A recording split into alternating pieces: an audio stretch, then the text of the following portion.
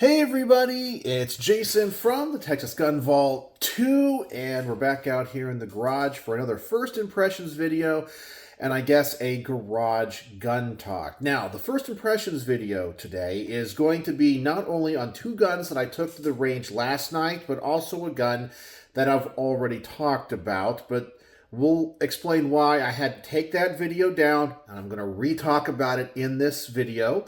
And I also want to do a mean comments of the week, because I got two good ones today for you. But let's start off with the gun stuff and the first impressions. So last night I went to the range trying to get ahead on filming content for the main channel and range footage. And it was a 22 Magnum night. So there were two guns I took to the range, chambered in 22 mag. And I want to share with you my experiences with them and my thoughts. And of course, once again, there's a caveat here. This is not a review. This is my first impressions. I'm not going to show you any range footage. These are not my finalized thoughts on any of this stuff. This is just me talking about what happened at the range in a very casual setting here on my second channel. This is not filmed, with my nice equipment or any of that. If you want to go see all of my proper range reports, go to my main channel. There is a link in the description below. All right, let's talk about the first gun. And this one, I didn't know what to expect. The Standard Manufacturing Thunderstruck in 22 Magnum. This is that double barrel revolver. So this is a horrible gun. Sometimes companies do these gimmicky things, and I'm not really sure why. In a way, I kind of wish I could collect the gimmicky things and, I don't know, just kind of display them and go, what in the world were people thinking? And this is definitely one of those guns. So when you pull the trigger back, which, by the way, is extremely heavy. There is no other gun I have ever fired that has a heavier trigger. And it requires two fingers to do it. So you can see how this trigger works here, and you need all that leverage. Let me tell you what, you need all of it to pull that trigger back.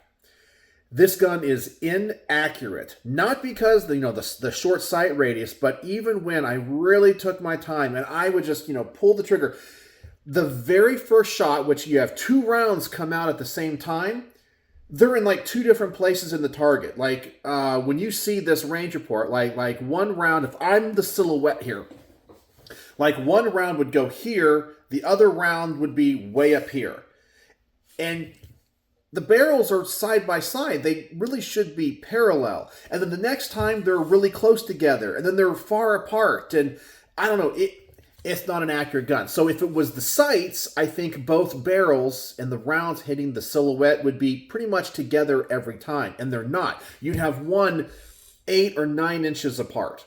So the gun is inaccurate. The trigger is terrible. It's just a weird gun. Now, there is something I'm going to give Standard Manufacturing some credit on, that they do think outside the box. And this is how we get cool designs and improvements to firearms. Of course, when they come out with something like this, it can be a complete dud. And after I showed this off on the channel, everyone said, you're going to hate that. It's a terrible gun, and you're absolutely right. It is a gimmick. That's what this is. It's a novelty. And sometimes the novelties are fun to shoot. This one was, it's just that heavy trigger. It doesn't hurt in your hand. It's just goofy. And I'm going to try to give all the information I can in the range report. But yeah, it is a really weird gun to shoot. And because we don't have a trigger guard, when you're pulling this back, you don't want your finger or thumbs or anything up here around the cylinder. So you're like, should I hold it down here? I don't know. You're supposed to hold it with just one hand. I don't know. I didn't know what to do with my non-shooting hand. So just a weird gun to shoot. I did a few tests with it. And, there is one thing that did surprise me. I did do the 25-yard bench rest test. And believe it or not, I actually thought when I shot the 4 times, because you have 8 rounds in this, so 2 at a time, I thought it was going to be a thing where I would shoot at 25 yards, bring the target in, and there wouldn't be a single round on the target. I mean, based off of what I was seeing even at 5 yards. Surprisingly, we had like 3 or 4 rounds on the target at 25 yards.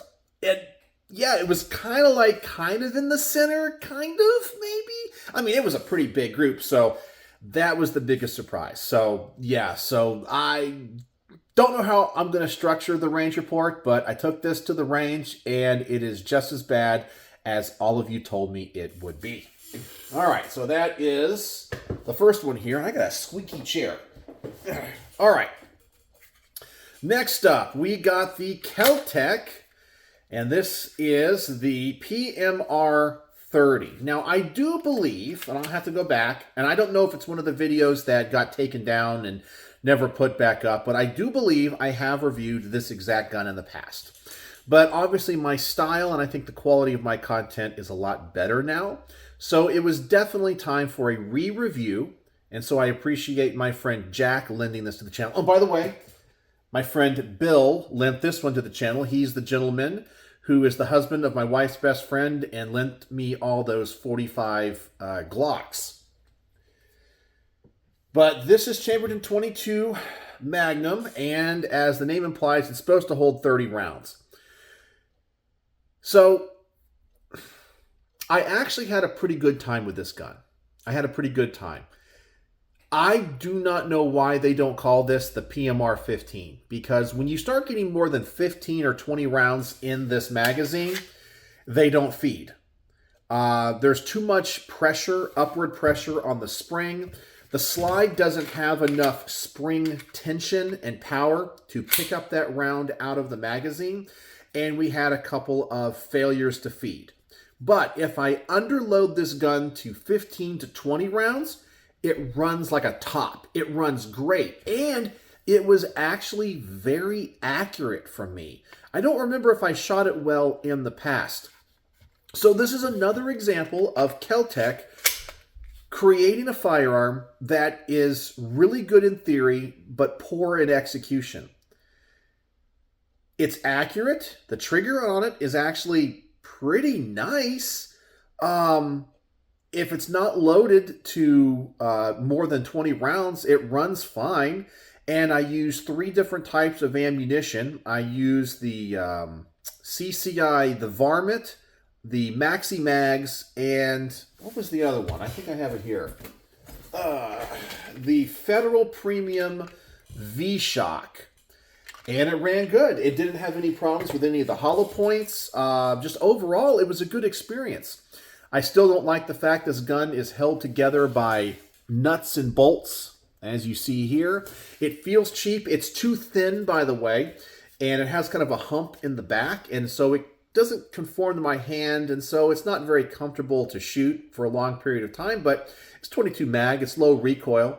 So there's definitely a lot of positives about this Kel-Tec. A lot of positives, but a lot of negatives. And I think that if they would go in and really change the design where it's, put together, like the frame is better without all these screws, redesign the magazine. By the way, these magazines need to be made of metal. They're made of polymer. And when you also start to load these things to 20 or 25 rounds, I started to see the feed lips bend.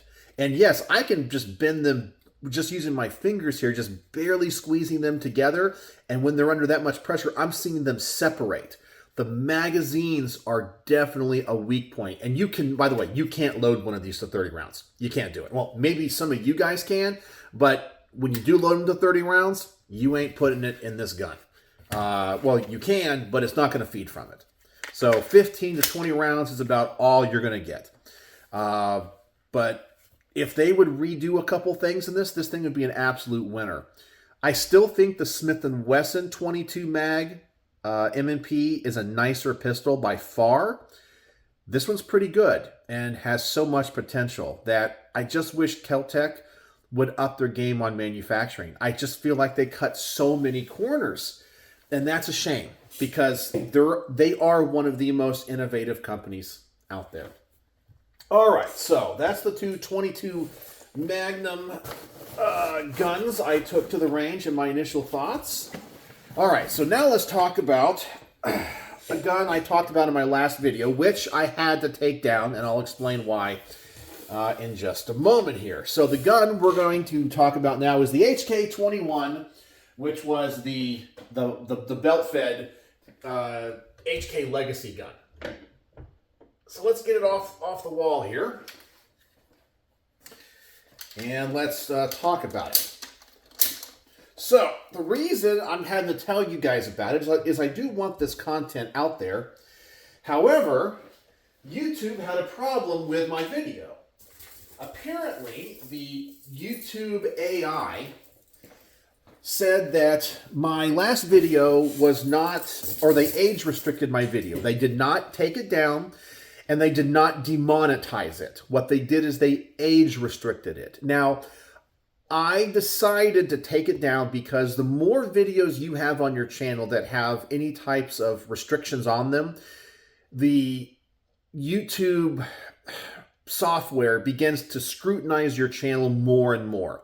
So it's better to remove those videos completely so everything doesn't have any issues than to have videos on there that are age restricted or not monetizable or whatever. It's better to redo the video, that kind of thing.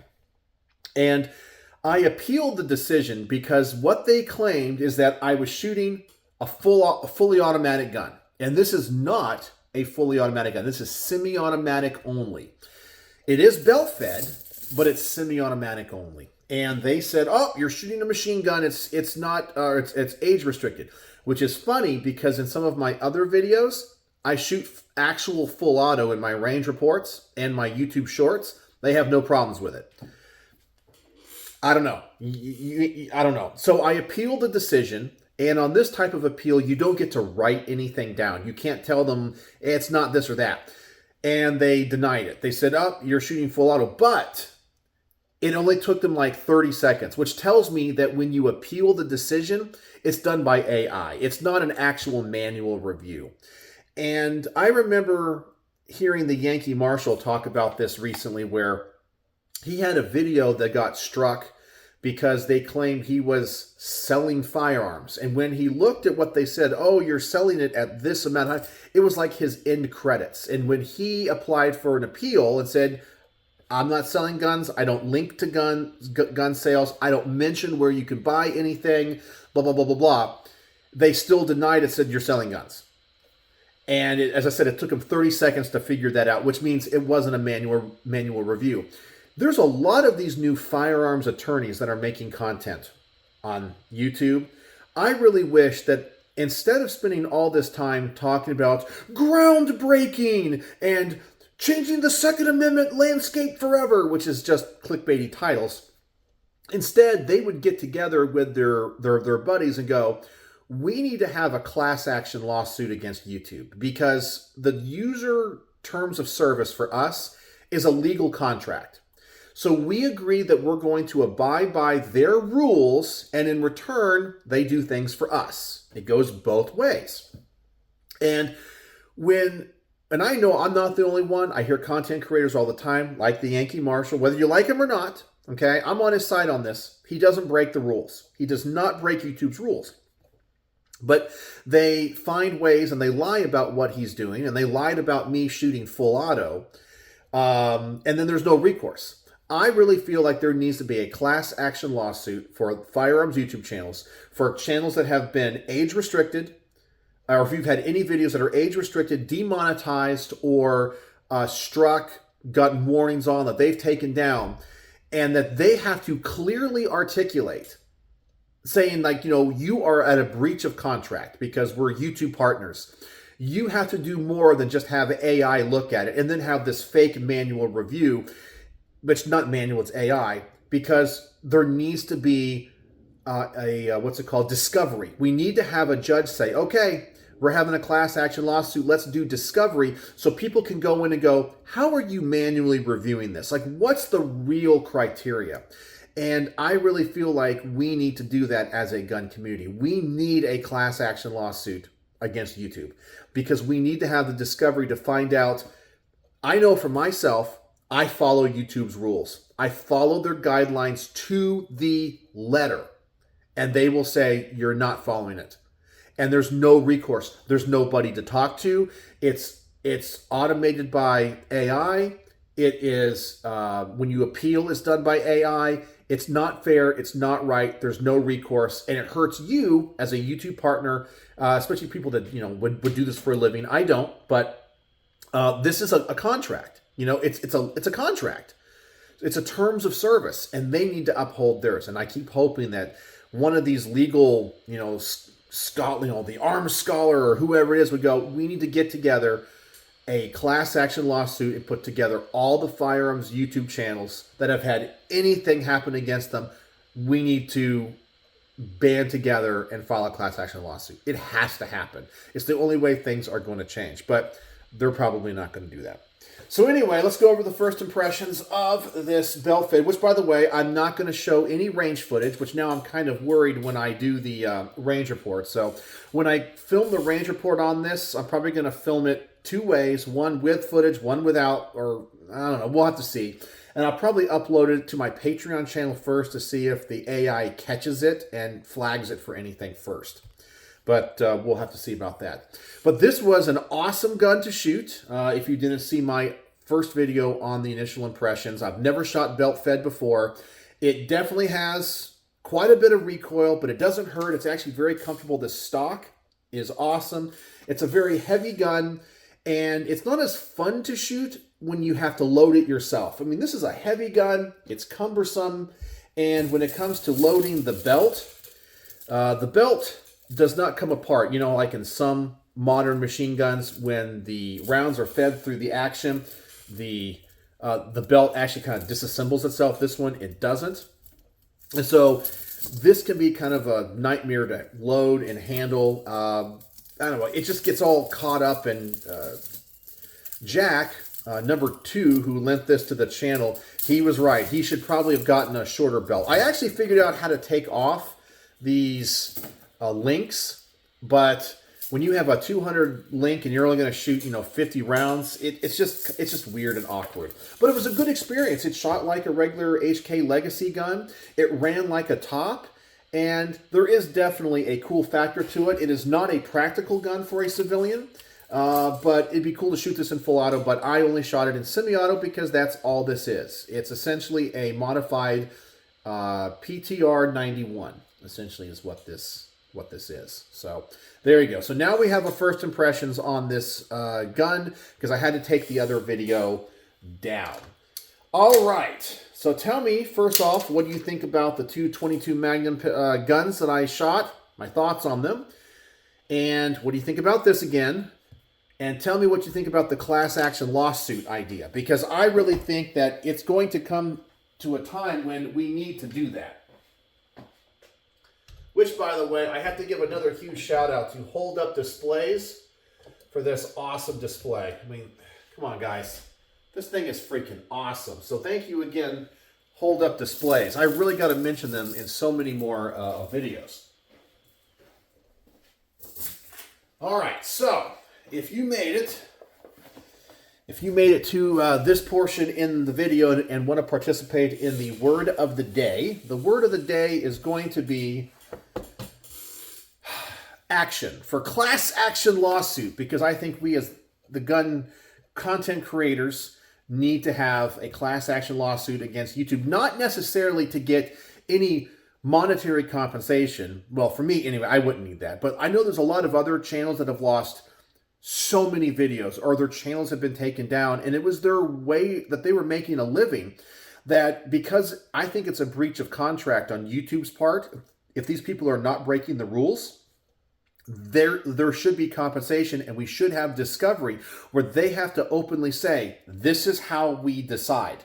Because I think if all that came to light, if they had to say, hey, this is how we do it, or through discovery we find out it's all fake, it's all just random, yeah. But I know it's not just the firearms community that has issues with this. I know it's the there's political stuff, there's sword stuff, there's I've even heard some prepping stuff that has nothing to do with weapons has problems with this kind of thing. All right, so now let's get on to the mean comments of the week. I have two that I want to share with you, and I got to pull these up here. Sorry if my computer's a little bit loud. Sometimes the fan on this computer is a little bit annoying. Even though I know the computer is cold, it acts like it's hot and turns on all the fans. All right, so mean comments of the week. As you guys know, I occasionally get some mean comments, and sometimes the comments I think are, well, they might be mean, they might not be mean-spirited. And what I mean by that is the person behind it might just be making a flippant comment. It still bothers me, I still ban them. But then there's some comments that I think come from actual malice, like hate, if that makes any sense. Like the way that I read their comments and look deeper into it, I think that the tone is more mean-spirited.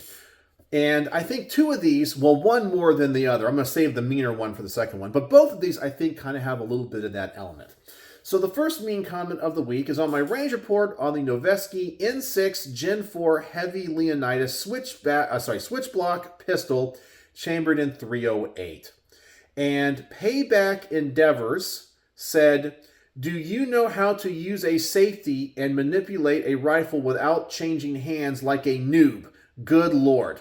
Well, this obviously is another one of those safety sallies, okay? Now, I saw some other channels, and I think it's what, like the Wyoming was a gun project, did a great video on safety sallies, and I've been meaning to do a video on this. So let's just say I go pull up one of my guns right here, okay?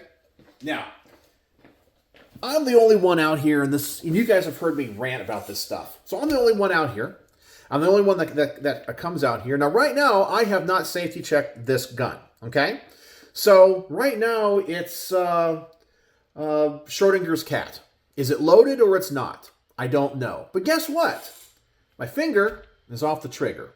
The gun is not pointed at another human being. It's not pointed at me, okay? And if I pointed the gun at you, even though I have not safety checked it, you're safe. You know why? Because firearms cannot transcend space and time. If a round comes out of this rifle right now, it can't hurt you. If you think it does, I'm kind of concerned for you and your understanding of the laws of physics.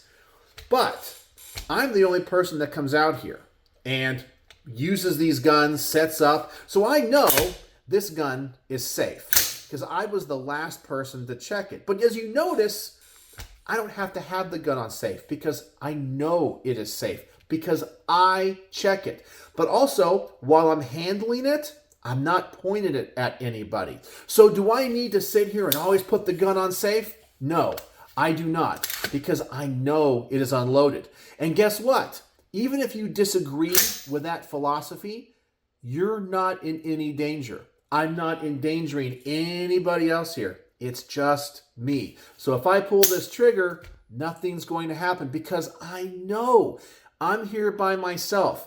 You don't have to put the safety on all the time. You don't. Man, I'm tired of having to give that lecture. All right. So I always ban the safety sallies. Always ban the safety sallies. All right. Now, let's go on to the mean comment. Now, I forgot to save which video this was on, but I want to say it was on the, I think it was the Q Honey Badger pistol in 5.56, I think is what it was. But I guess it's MLL or MII 7674 said, "Nice homework before spitting bull that you know nothing about.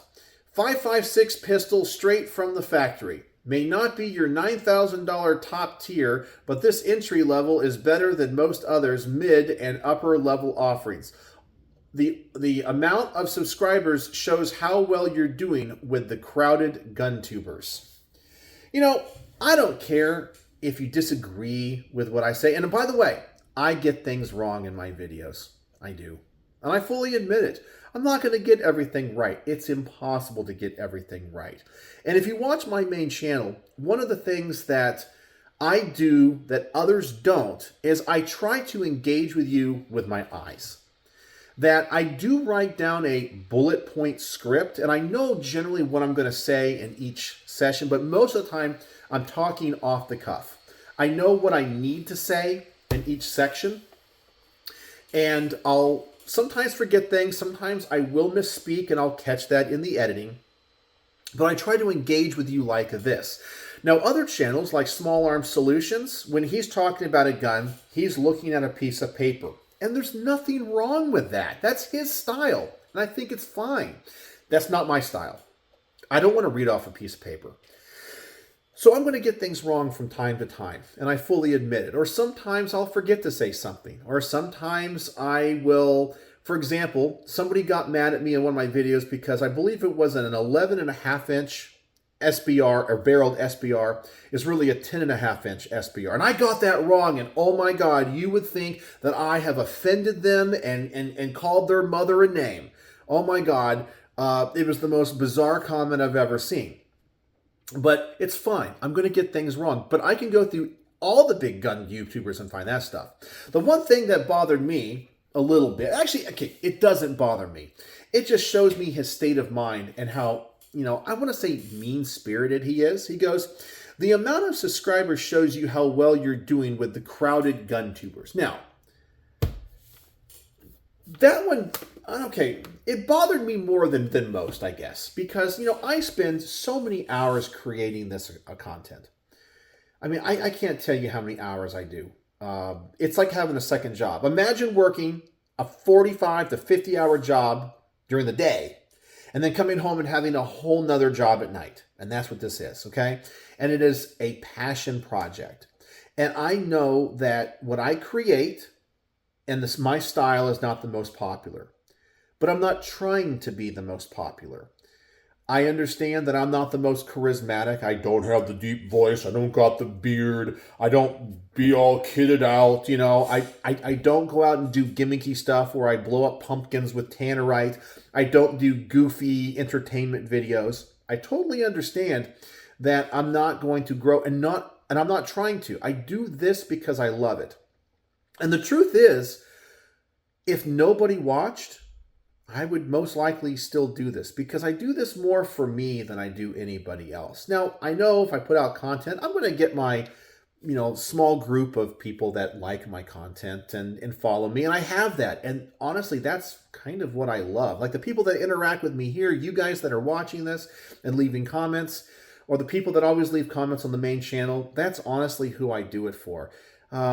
You know, I have made so many videos and have so many videos ready to go out. I've already started uploading videos for 2026, and it's only February of 2025. That's how many videos I have. Why in the world would I work so hard if I didn't love what I do? This is amazing. I'm the most blessed person, most blessed gun YouTuber out there.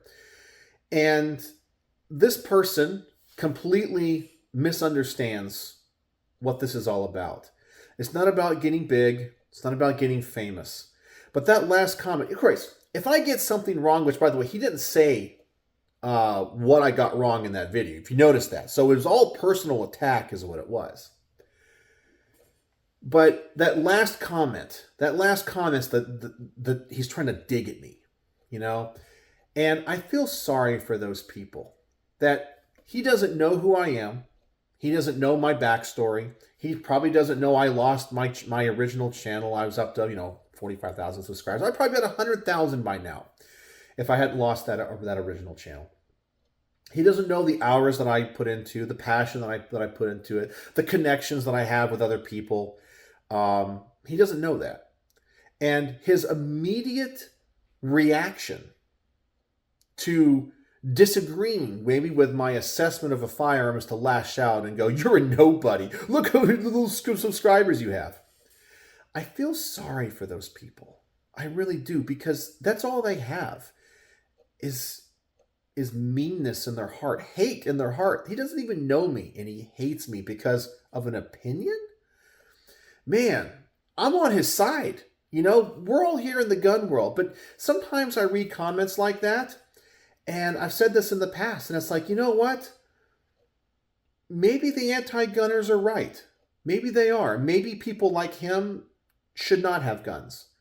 Because if he is that emotionally unstable that he can't handle a disagreement over thoughts on a firearm, can't articulate what I said that he doesn't like, and can only go to a mean-spirited comment, maybe we should have more gun control to keep guns out of the hands of that person. Now, I don't really believe that, but it gives me pause, if that makes any sense.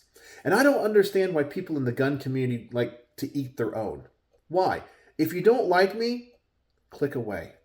If you don't like my content, don't watch my videos. In fact, my friend Craig, who comments on these videos here on the Texas Gun Vault 2, tells me in person to my face, he goes, I don't watch a lot of your reviews. Okay, that's totally fine. Him and I are still good friends. We go to lunch every once in a while. I love hanging out with him. I love talking with him. And it's okay.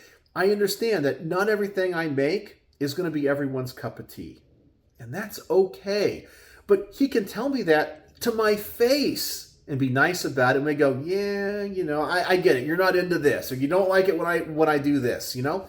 Totally get it. But we don't have to be enemies. You don't have to be mean about it. Craig's an awesome guy, and he's my friend, and most likely will comment on this video and will text me later. But I hold no ill will that he doesn't watch all of my content. I don't expect anybody to. But it's because, in general, we're on the same side, and he generally likes what I do. He likes this interaction. But let's say you don't. Click away. Don't watch. You don't have to interact with me, and never watch me again. But some people, they can't behave like adults. And maybe that person probably shouldn't own guns. Because if that's the way they're going to act, yeah, it's quite sad. And I go between at first, you know, wanting to be upset, but I'm not. Because, as I said, I am the most blessed YouTuber. I don't care what you say. I might have a small channel.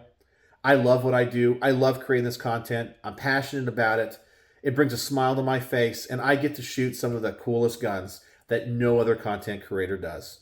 And I am so blessed beyond, I don't know, I can't even put it into words. The people I've met, the people I've interacted with, I'm just so blessed. And I'm just sad that there's people like that in this world. And it just makes me sad because life is so short. But anyway, that's all I got for you tonight. The two mean comments of the week. A redo of my first impressions on the Hk21, talking about a YouTube class action lawsuit that I wish would happen, and the two guns that I took to the range. So let me know what you think about any of that, and thank you for joining me here in the garage. It's always an honor to get to interact and see what you guys have to say. So, as always, thanks for watching.